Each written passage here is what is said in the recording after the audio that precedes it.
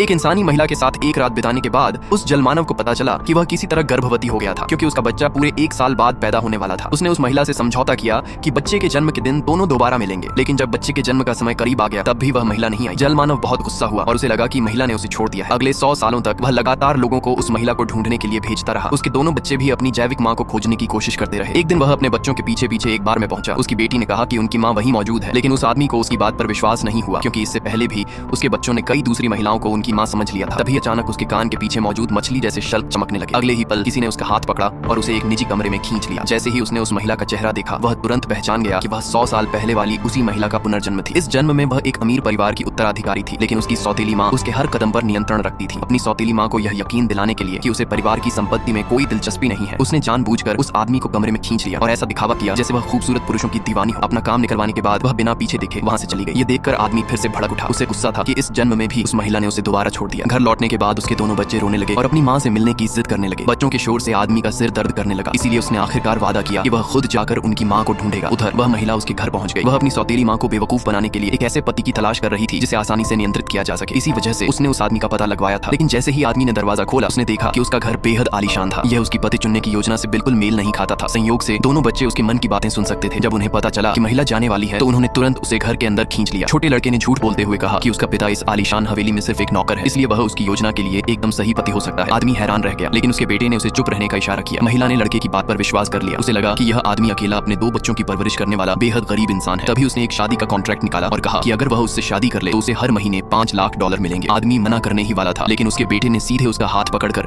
Contract पर हस्ताक्षर करवा दिए। इस तरह देखते ही देखते दोनों की शादी हो गई। अगले दिन महिला उस आदमी और दोनों बच्चों को लेने हवेली पहुंची ताकि वे सभी उसके घर जाकर रहने लगे। दोनों बच्चे बेहद उत्साहित थे और उन्होंने महिला के लिए एक खास सरप्राइज तैयार किया था। जब उन्होंने पर्दा हटाया तो महिला यह देखकर हैरान रह गई कि उन्होंने उस आदमी को बेहद आकर्षक और मोहक कपड़ों में सजा रखा था। महिला उसे तुरंत अपने घर ले गई और उसके खूबसूरत चेहरे को देखकर उसकी तारीफ करती रही। उसने सोचा कि अगर उनके बच्चे होंगे तो वे निश्चित रूप से बेहद खूबसूरत होंगे, इसलिए उसने उस आदमी को बच्चा पैदा करने के लिए $20 लाख देने की पेशकश कर दी। आदमी को उसका व्यवहार बेहद हल्का फुल्का और गैर जिम्मेदार लगा। उसने खुद को रस्सियों से छुड़ाया और उसके हाथ में पकड़ा शराब का गिलास तोड़ दिया। महिला गुस्से में आ गई और उसने आदमी के चेहरे पर जोरदार थप्पड़ मार दिया। उस थप्पड़ ने आदमी का गुस्सा पूरी तरह भड़का दिया और आखिरकार उसने उसकी बात मान ली। देखते ही देखते 3 महीने बीत गए। इस दौरान दोनों बच्चे महिला से ज्यादा जुड़ते चले गए। आदमी को जलन होने लगी और वह समझ नहीं पा रहा था कि आखिर उस महिला में ऐसी क्या खास बात है। फिर भी वह बच्चों के कमरे से निकलने से पहले उन्हें अच्छी तरह कंबल उड़ा देता था। उसी समय उसे महसूस हुआ कि उसकी शक्तियां नियंत्रण से बाहर होने लगी हैं। असल में जब भी पूर्णिमा का चांद निकलता था, वह दोबारा अपने जलमानव के रूप में बदल जाता था और उसे पानी की बेहद तीव्र इच्छा होने लगती थी। वह तुरंत बाथटब में लेट गया, लेकिन तभी